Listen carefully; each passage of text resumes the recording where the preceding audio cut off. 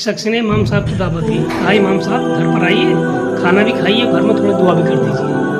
इमाम साहब को घर पर लेकर आया, बेडरूम में बिठाया, खुद खाने का इंतजाम करने चला गया। खाना लेकर आया, इमाम साहब ने खाना खाया, दुआ की, इमाम साहब चले गए। इतने में उसका बच्चा आया, बोले क्या यहाँ घर कमरे में कोई आया था? वालिद साहब ने कहा कि हाँ इमाम साहब आए थे खाना खाने के लिए। तो बोले यहाँ मेरे कुछ पैसे बिखरे पड़े थे, अब वो पैसे कमरे में नहीं है। तो बोला अरे इमाम साहब थे, बड़े नेक आदमी, मैं तो उनसे नहीं पूछूंगा, और वो ऐसे ये थोड़ी ना कर सकते हैं।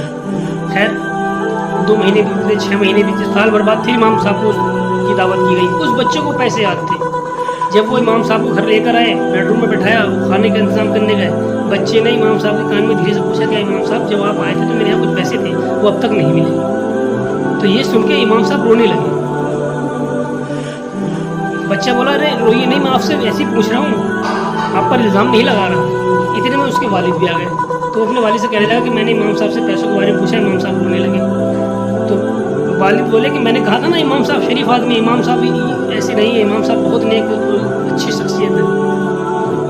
तो फिर इमाम साहब से उसने पूछा कि आप रो क्यों रहे हैं? तो बोले पैसे यहाँ थे, इमाम साहब बोले, लेकिन मैं जब आया था तो यहाँ पैसे थे, लेकिन मैंने रख दिए। बोले कुरान शरीफ लाइए।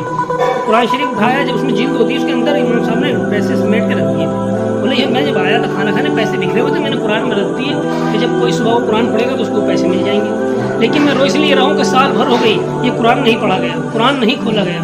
कैसा हमारा मुआशरा बन गया कि साल भर से आपने कुरान नहीं पढ़ा।